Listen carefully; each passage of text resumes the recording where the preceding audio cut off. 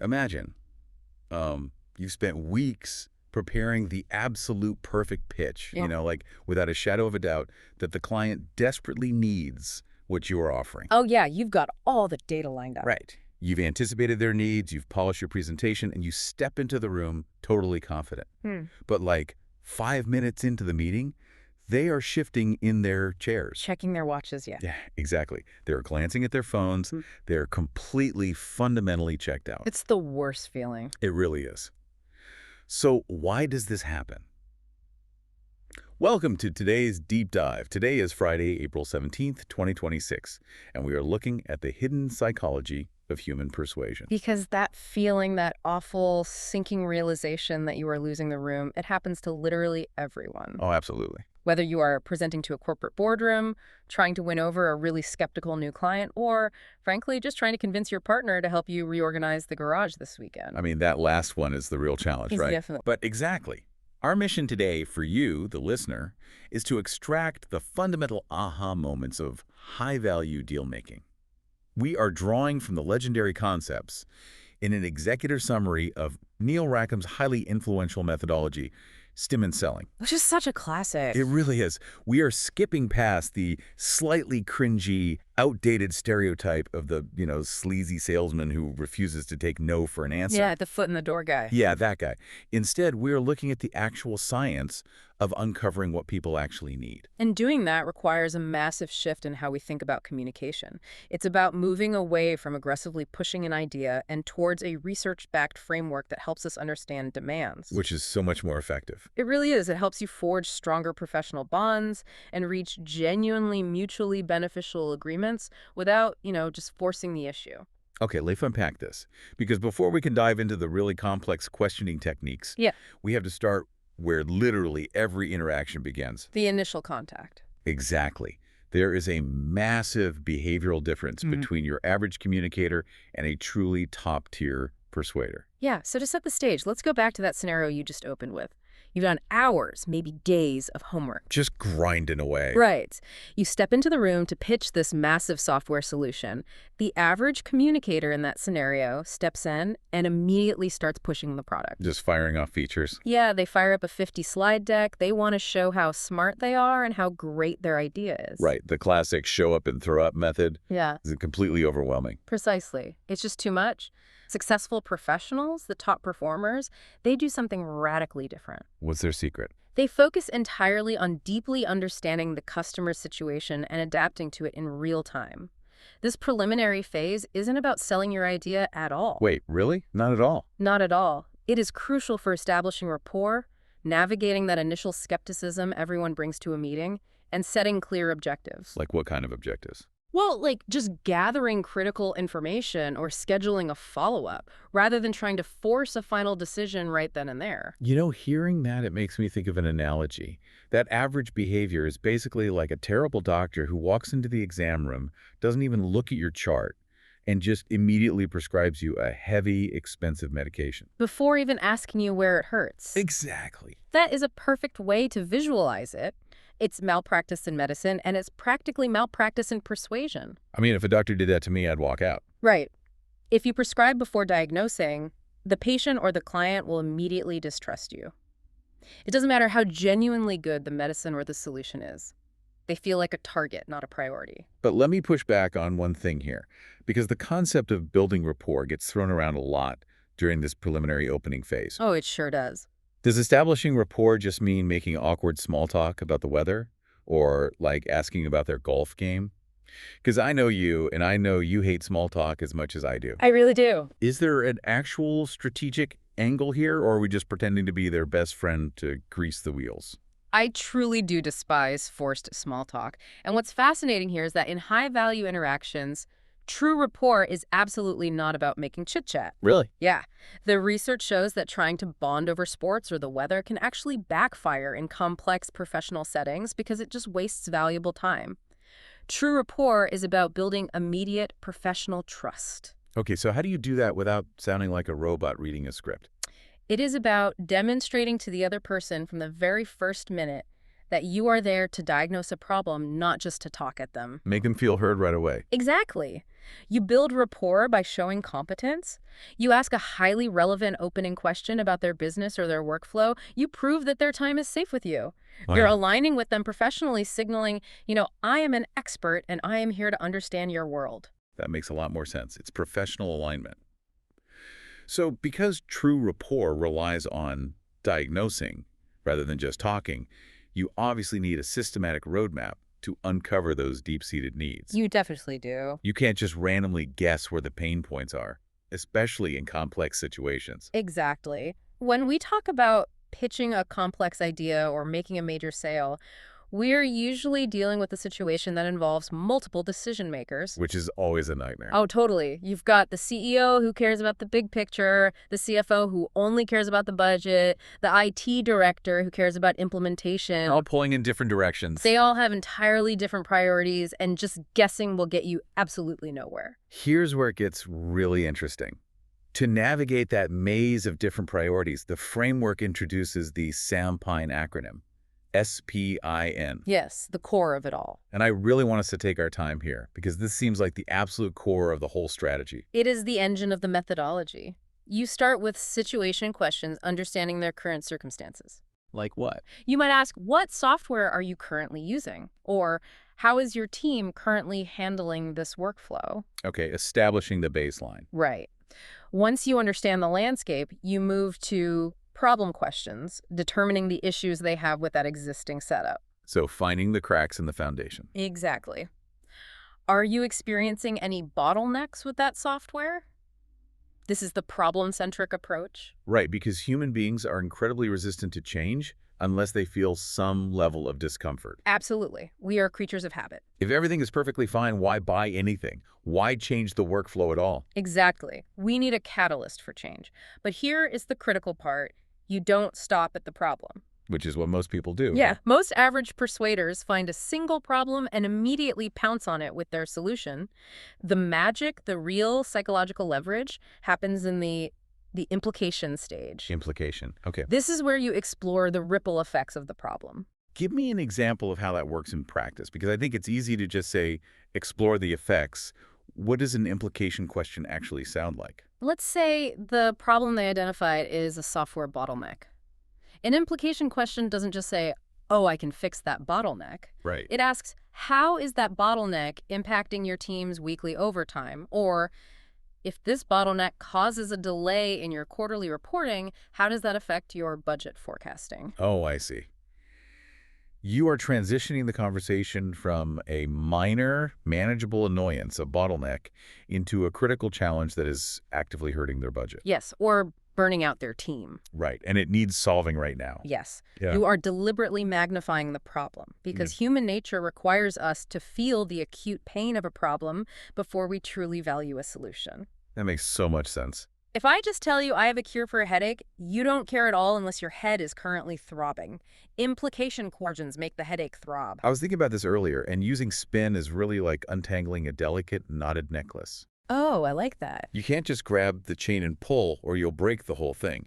You have to first locate the exact knot. That's the problem. Yep. Then you have to gently examine how that one knot is snagging the rest of the chain, preventing the clasp from closing, and basically ruining the whole piece of jewelry. That's the implication. Showing them the whole mess. Right. You're showing them the full extent of the mess. Uh. And then finally, you demonstrate how smooth and beautiful it'll look once it's fixed, before you even offer to fix it. That's the need payoff. That is a brilliant visual. You are guiding their attention to the true cost of the knot, not forcing your fingers in there and ripping it apart. But I'm still a little hung up on that last letter. N, need payoff. So what does this all mean for the listener who isn't selling enterprise software? Good question. Let's say they're just pitching a new workflow to their marketing team or trying to negotiate chores with a roommate. How does a need payoff actually create value instead of you just standing there listing the great features of your idea? This is where the psychology gets really profound. A need payoff question flips the script entirely. It asks the other person to explain the value to you. Wait, really? Yeah. Instead of you saying, my new workflow will save us 10 hours, you ask, If we could completely eliminate that bottleneck we just talked about, how much time would that free up for your team to focus on the big Q4 campaign? Wait, so you are making them say the benefit out loud. Isn't that a bit transparent? It might feel that way at first, but if we connect this to the bigger picture, it is incredibly effective. How so? When the customer or your colleague or your roommate articulates the need payoff, they are essentially selling themselves on the value of your solution. Wow. They might respond, wow, that would save us 10 hours a week and massively reduce our stress. When they say it, they own the conclusion. Because it came from their own mouth. Exactly. It's infinitely more powerful than you just handing them a list of features because people inherently believe what they say, not what they are told by someone else. That is wild. You are leading them to the water, but you're making them verbalize how thirsty they are before they drink. Precisely. Okay, so we've diagnosed the knot, we've shown them how much it's ruining the necklace, and we've got them imagining how great it would be to have it fixed. We've done the heavy lifting. Right. Once you've successfully walked through that SESPN framework, the other person fully recognizes the deep implications of their problem. The next step isn't just throwing a generic solution at them, right? No, definitely not. That would ruin all the meticulous diagnostic work you just did. This is where we bridge the gap. Bridging the gap. You have to present your solution in a way that maps perfectly to the specific problems you just uncovered. Let's talk about delivering these tailored benefits, because that seems crucial. The absolute critical necessity here is tailoring. You must link your product or your idea directly to the specific challenges identified in that SESPN diagnostic. Give me an example. Let's go back to our marketing team example. If the team leader said their biggest implication was wasted time leading to burnout, your benefit presentation needs to be hyper-focused on how your workflow saves time and reduces stress. Just zooming in on that one thing. Yes, you completely ignore the other flashy features. Maybe your workflow also saves a little money or looks prettier on a dashboard if they didn't identify those as problems. Because if you start listing off a dozen random features, you dilute the main point. Exactly. It gets lost in the noise. It's like pitching generic, untailored benefits to someone is like buying your friend a birthday present that you want, completely ignoring the wish list they just spent an hour explicitly telling you about. Exactly. And think about how that makes the friend feel. Right. The psychological friction there is huge. It's not just that they don't want the present.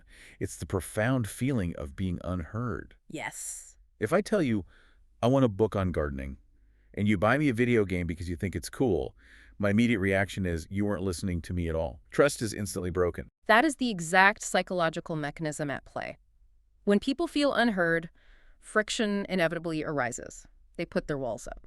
Which brings us to the next massive hurdle, right? Yes, preventing objections. Let's dive into this because objections always feel like sudden, terrifying roadblocks. They do. They really do. Picture this.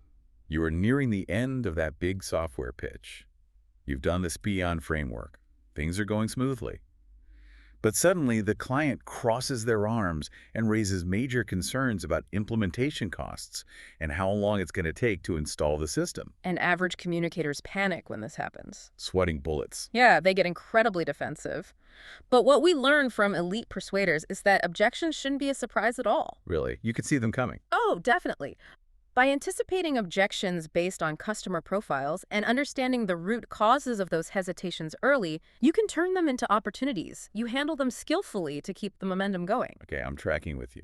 In fact, the most effective strategy is to proactively bring them up before the client even has the chance. Okay, I have to stop and question the logic here. I really don't buy this. All right, hit me. If you proactively bring up things like high implementation costs or lengthy timelines before they do, aren't you just planting negative thoughts in their head? It's a common fear. If they weren't thinking about the cost and you bring it up, doesn't that make you sound defensive right out of the gate? It feels like shooting yourself in the foot. It's a very common fear, and it feels entirely counterintuitive to human nature. Why bring up a flaw if you don't have to? Exactly. But if we connect this to the bigger picture, proactive objection handling does the exact opposite of planting negative seeds. Think about it from their perspective. Okay. When you say, now looking at this, your next question is probably going to be about implementation time, and I want to be upfront that it does take a full month to integrate. What does that signal to the client? I guess, it signals that I'm not hiding anything. Exactly. It proves your expertise. It shows you understand their world and their anxieties so well that you've already identified the problems they're about to worry about. And you've already formulated a plan to solve them. Yes. It transforms you from an adversary trying to hide the fine print into a trusted advisor who is actively looking out for their blind spots. It strengthens your credibility immensely because you are confidently owning the narrative. Wow. Okay, I stand corrected. It completely shifts the dynamic of the relationship. It really does. You aren't avoiding the elephant in the room. You are walking right up to it and addressing it. You're saying, I know this is a concern. Here's exactly how we handle it. Taking the power back. That takes a lot of confidence, but I can see how it builds massive trust. So by tailoring your benefits like that perfect birthday gift and seamlessly turning those potential objections into pillars of trust, you've effectively cleared the runway. The hardest part is over. Now it's time for the final critical phase. Getting them to actually say yes and turning all this incredible theory into real-world muscle memory. This is the finish line. Let's look at obtaining commitment first. The expert advice here completely shatters the old Hollywood idea of sales. Oh, thank goodness. Closing a deal is not just about repeatedly asking for the signature or using aggressive, high-pressure tactics. Right. No more always be closing. No more forcing them into a corner until they surrender. Exactly. It is about ensuring the client is genuinely ready and willing to make a decision. How do you gauge that? You do this by summarizing those perfectly tailored benefits we just discussed and providing reassurance. You are looking for a natural progression, an agreement to move forward. Keeping it low pressure. Right. You might just say, based on how this solves the overtime issue, does it make sense to proceed to the next step? It shouldn't feel like a trap. It really makes me think of proposing marriage. Oh, that's a good one. You wouldn't just randomly ask someone to marry you on a first date, right? You wouldn't ask unless you had already done all the groundwork, built the trust, had the serious conversations about your future, and already knew they were completely ready to say yes. Absolutely. If you are sweating and terrified when you ask for the commitment, you probably skipped a few crucial steps in this buying process. That is a phenomenal analogy. The close should be the most natural, stress-free part of the entire conversation. It's just the logical next step. That's a relief to hear. But to get to that point of effortless mastery where you aren't sweating the close, you have to turn the theory into practice. And this is where the really hard work comes in. Here it is. Transitioning from reading about this framework to real-world application requires adapting to different profiles, creating continuous feedback loops, measuring your success, and engaging in role-playing exercises. Oh, man. Role-playing.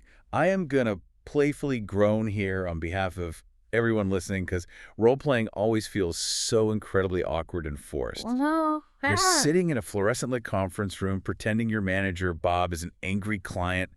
It just feels silly. Is it really truly necessary to master this? Can our listener just keep the SPIN acronym in the back of their head during their next meeting and be totally fine? I know almost everyone hates it initially, but this raises an important question about how human performance actually works. Think about an athlete. Okay. They don't just read a playbook and then walk onto the field for the championship game. Fair point. They practice. Because SP requires active, real-time adaptation. You are asking complex diagnostic questions. You are reading subtle body language cues. Right, you have to be present. You are formulating implication questions on the fly based on answers you just heard seconds ago. You cannot just rely on memorizing an acronym. That makes sense. It's too much to juggle mentally. Exactly. The reason that awkward roleplay is so essential is exactly because it prevents you from freezing up when a real client throws a curveball. It builds the neural pathways. It turns theory into instinct. So you're saying the awkwardness is the point. You stumble in the conference room so you don't stumble in the boardroom. Exactly. If you practice navigating those conversational roadblocks in a safe environment, the actual high-stakes meeting feels like a breeze. You've already built the muscle memory. Okay, I concede the point. The temporary embarrassment of role-playing with a coworker is vastly superior to blowing $1 million deal or fumbling a major presentation that could have gotten you a promotion. Exactly. It's all about preparation meeting opportunity. Well, as we look to wrap up this deep dive, I think it's worth summarizing the incredible journey we've just taken. We started by ditching the generic, aggressive pitch and learning how to build real diagnostic professional rapport. Setting that baseline of trust. Right. We learned how to find the knot in the necklace using the SPIN framework, moving from understanding the situation to exploring the problem and crucially, highlighting the true implication of that problem, And from there, we explored how to get them to articulate the need-payoff themselves. which is so powerful. It is. We learned to tailor the exact benefits to their specific pain points, proving that we truly listen, and owning the narrative by proactively handling objections before they even become a roadblock. And finally, we saw that closing isn't a high-pressure cinematic event, but a mutual readiness built on trust and a whole lot of behind-the-scenes role-playing practice. Even if it involves Bob in the conference room. Even Bob. Yeah. Truly, whether you are prepping for a boardroom presentation, interviewing for a job, or just trying to navigate a complex negotiation with a contractor at your house, these tools elevate you from being a mere pusher of ideas to a genuine solver of problems. They absolutely do. And as we leave you today, I want to offer a final lingering thought that builds on what we've discussed. Let's hear it. We've spent a lot of time looking at how remarkably powerful it is to use the implication stage to magnify a customer's problem to make them feel the acute urgency to solve it. Right, making the headache throb. Exactly. But this raises an important question to ponder on your own. At what point does expertly magnifying a problem cross the ethical line from being a helpful, necessary diagnosis into becoming psychological manipulation? Oh, wow. That is a heavy and genuinely fascinating question to leave everyone with. Where is that line between guiding someone and manipulating them? Thank you so much for joining us on this deep dive, everyone. Keep analyzing, keep asking the right questions, and we warmly invite you back for our next exploration. Until then, take care.